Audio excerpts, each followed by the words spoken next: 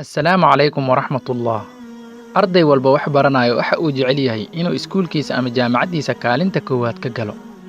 Taasi kuma xirna soo xaadiritaanka kalaaska aad soo xaadiraysid, ee waxay ku xiran tahay jadwalka adiga aad u degsatay inaad wax ku barato. Maanta waxaan idin soo gudbin doonaa 7 qodob oo kaa saacidi doona inaad si sax wax u barato. Ku soo dhawaada mowduuceena maanta.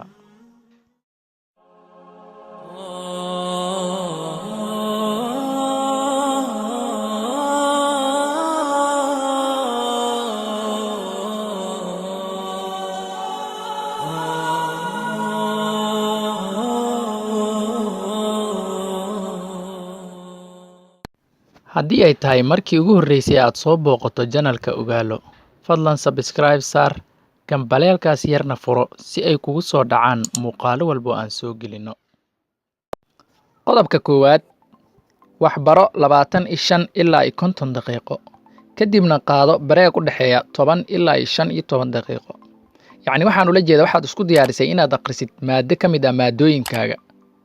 Waxaa samaysaa keliya fariiso maadada buugga markaad kala furtid akhri inta u dhaxaysa 25 ilaa 50 daqiiqo. Markaad 50 daqiiqo dhammaysid kadib qaado bareeg u dhaxeeya asna 10 ilaa 15. Bareegaas markaa qaadanaysid TV daawo push up samee, yacni koob shaah cab, guriga dhexdiisa ku soco wax aad ku nasanaysid oo maskaxdaada ay ku nasanayso inaad samaysaa. kadib haddana waxaad ku soo laabataa akhriskii haddana akhri 50 kale ama 25 daqiiqo kale kadib haddana bareeg qaado oo u dhaxeeya 10. taas waxay kaa saacidi doontaa inaad akhriska xiisaysid maadadana aad fahamtid. Laakiin haddii aad daado saacado isku xigtaan waxa aqrinayaa maskaxdaadana way daalaysaa, casharkeena si sax u barnaysid. Qodobka labaad, seexo 6 ilaa 8 saacadood habeen walba. Tusaale, waxaad wax akhrisay cishihii iyo maqribkii inta u dhaxaysay. marka waa inaad seexataa markii la gaaro 2 saac ama 3 saac. yacni waa inaad horta heshaa hurdo kugu filan 6 ilaa 8 saacadood. tusaale, dhalinyarada Soomaaliyeed dhibka ugu weyn oo haysto waxay tahay inay habeenkii ku dhafraan ciyaaro ama social media ama musalsal.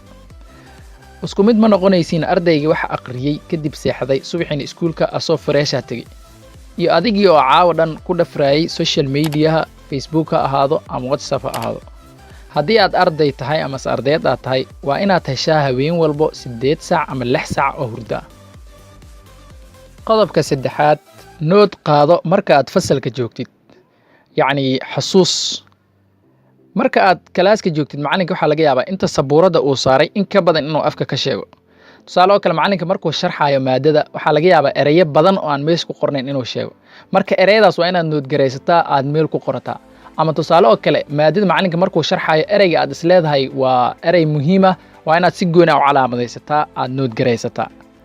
midda kale waxaan kaaga digayaa noodka aad qoranaysid qof kula fadhiyo ama arday adiga kugu agtaada fadhiyaha ka qoran.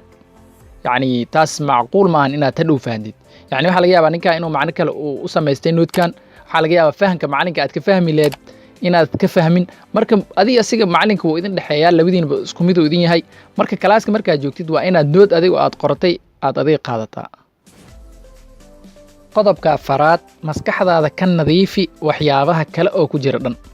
yacni markaad fasalka imaadid waa inaad maskaxdaada ka saartaa wixii bannaanka kugu soo raacay. tusaale, waa inaad iska ilowdaa haddii qof ay soo dagaasheen, waa inaad iska ilowdaa haddii family problem uu jiray, waa inaad iska ilowdaa haddii xalay waxyaabo aad ku dhafartay ay maskaxdaada ku jiraan. waa inaad kalaaska soo fadhiisataa maskaxdaada oo nadiif ah. yacni haddii aad macalinkii aad meesha fadhiso oo waxyaabaha ay carabta ku mahmaado aljismu xaadir walqalbu qaa'ib, yacni waa inaad adiga dhan wada joogtaa, maskaxdaada si diiran waa inay macalinka ula socotaa. ilaa ardayda qaar laga yaaba isagoo kalaaskii ku dhex jiro inuu social media haddana kalaaska dhexdiisa ku dhex isticmaalo, ama qof dhinaciisa fadhiya uu la sheekaysto, ama mobilkiisa uu ku mashquulo, ama ciyaar xalay dhacday ee maskaxdiisa ku jirto. markaas kalaaskaad aad fadhisid ka nadiifi waxyaabaha kale oo maskaxdaada ku jiro, bannaanka iska saar. keliya waxaa laga yaabaa xisooyinka inay yihiin 1 saac bar hadday jaamacad tahay, ama 2 saac hadday dugsi sare tahayna 1 saac mise 45 daqiiqo. marka 45 daqiiqo mise halkaas saac iyo bar waa inaad macalinka si diiran ula socotaa, maskaxdaada ka saar waxyaabihii kale oo bannaanka kaa soo raacay. qodobka shanaad, samayso erey xasuusin ama waxa loo yaqaano keywords. waxaan ula jeedaa keywords ama erey xasuusin.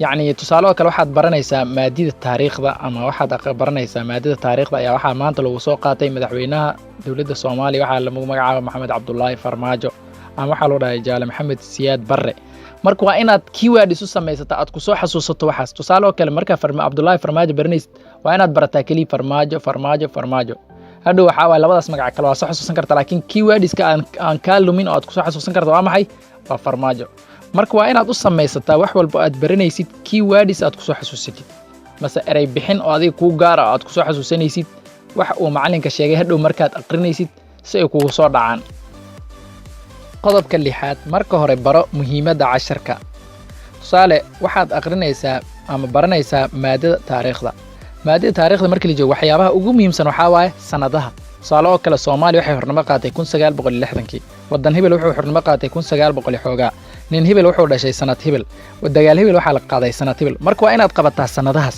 waxa ugu muhiimsan waa inaad qabataa sanadaha markii taariikhda la joogo tusaale ida soo qaadan ama tusaale oo kale waxaad baranaysaa xisaabta waxa ugu muhiimsan oo lagu shaqeeyo waxaa waaye badanaa iyadu waa calculation marka calculation gar markii la baranayo waxa ugu muhiimsan waxaa waa qaacidooyinka marka waa inaad qabataa qaacidooyinka marka ugu horeyso kadib aad u soo laabataa wixii theory ah ama xifdis u baahan marka maado walba waa sidaas inta ugu muhiimsan oo ay tahay in la barto waa inaad awal intaas ku hormartaa kadibna inta kale aad gadaal ka barataa haddii inta ugu muhiimsan aad marka hore barato inta kale way kuu fududaanaysaa laakiin meesha ugu fudud haddaa ka bilowdo aad adkaanta dib aa u dhigato dhibkeeda ay leedahay marka maadada markaad baranaysid ama aqrinaysid waxa ugu muhiimsan aad aqrinaysid ha noqdaan inta ugu muhiimsan casharka qodobka 7 ee ugu dambeeya akhri summary-ga buuga yacni summary waxaa la lahaa chapter walba markuu dhamaado ama cashar walba markuu dhamaado wuxuu leeyahay summary-ga badnaa wuxuu noqdaa 2 bar 3 baal waxaana lagu soo koobaa wixii chapterka dhan uu ka turjumay